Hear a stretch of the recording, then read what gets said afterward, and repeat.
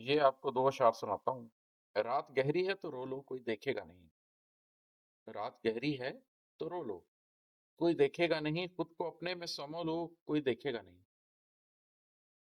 دن کے وقت، دن کے ادوار میں بہت کچھ چل رہا ہوتا ہے، لیکن اگر آپ نے خود شناسی اختیار کرنی ہے تو گہری رات وہ اس کے لیے بہت ہی مجرب نسخہ ہے۔ رات گہری ہے تو رو لو، گہری رات میں رو لیں۔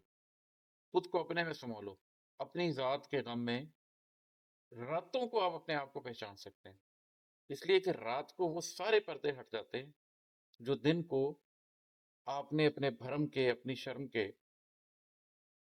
دنیا کے معاملات کے بہت سے رخ آپ نے کھولے ہوتے ہیں، رات کو ختم ہو جاتے ہیں۔ تو رات ایک شخص کو اپنی ذات کو دینی چاہیے اگر وہ حقیقت کو پانا چاہتا ہے۔ خاموشی سے اسے پانی کے حوالے کر دو، اپنے دامن کو بھگو لو، کوئی دیکھے گا نہیں۔ جیسے ہندو مذہب میں کوئی مر جاتا ہے تو اسے دفن کرنے کی بجائے میت کو پانی کے حوالے کر دیتے ہیں۔ میٹافوریکلی جب ہمارے دل میں کوئی مر جائے تو ہم رو کر اسے بھی پانی کے حوالے کر سکتے ہیں۔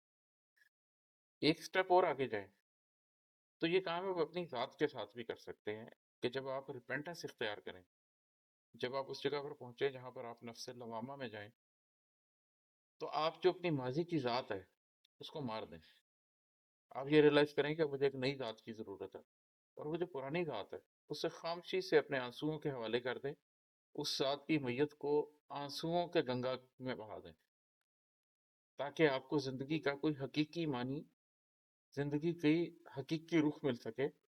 آپ اپنی پچھلی ذات چھوڑیں گے تو آپ کو اپنی اگلی ذات حاصل ہوگی، تو کبھی کبھی اپنی ذات کو بھی آنسوؤں میں بہا دینا چاہیے۔